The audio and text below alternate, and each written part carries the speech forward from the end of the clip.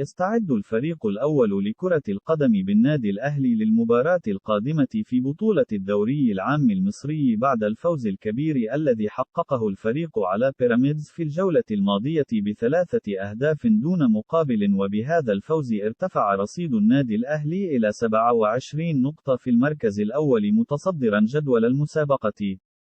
وسيلتقي النادي الأهلي مع نظيره إنبي ضمن منافسات الجولة 12 لبطولة الدوري المصري الممتاز يوم الخميس القادم 5 يناير في 5 مساء بتوقيت القاهرة، 6 بتوقيت السعودية وقطر على استاد المقاولون العرب، وستذاع المباراة عبر قناة أون تايم سبورتس.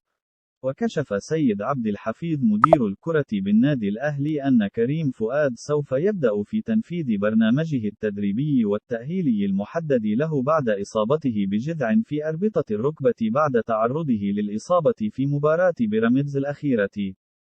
كما أكد مصدر من داخل النادي الأهلي عن إنهاء النادي كافة التفاصيل الخاصة باللاعب الغاني عبد العزيز يعقوب لاعب نادي ريو أف البرتغالي لتدعيم خط هجوم القلعة الحمراء في يناير.